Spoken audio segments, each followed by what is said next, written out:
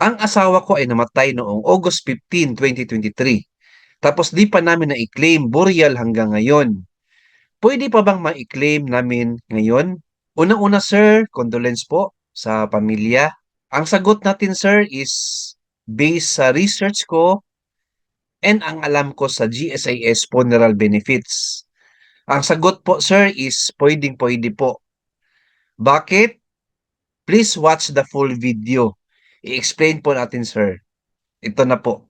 As you can see sa screen po natin sir, ito po yung GSIS application for funeral benefit. Ito po yung form na i-fill out po natin sir para ma-process na po yung funeral benefit po. So ang tanong nyo kanina sir, pwede pa ba ma-claim? Kasi hindi nyo nakuha nung namatay si ma'am, no? August 15, 2023. The answer po sir is yes. Kasi po as you can see din sa baba, yung sa lower part ng screen natin, basahin ko po sir ha.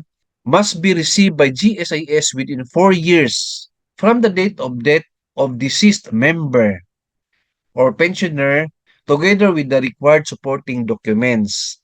Simply said, sir, within 4 years po from the date na namatay yung si Mrs., pwede po natin i-file itong application for funeral benefit.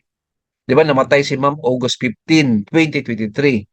So ang application po niyan, dapat po mag-start from the date na namatay si Ma'am, which was August 15, 2023. Tama po?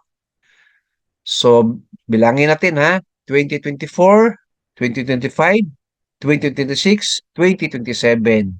Ibig sabihin, sir, pwede pa mag-apply hanggang August 15, 2027. So, comply lang po lahat ng mga required documents. Nandyan sa form po, sir. May checklist of requirements na i-comply. I-kompleto niyo po yan.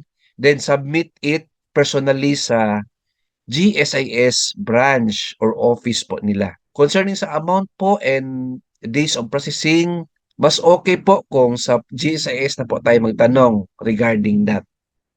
Alright? So hope na nasagot ko yung question niyo, sir. Keep watching my YouTube channel. Kasi lahat ng mga good questions ng ating viewers, bigyan natin ng good answer po yan. Alright? Please like, share this video, and subscribe my YouTube channel. Thank you, God bless, and 2 thumbs up.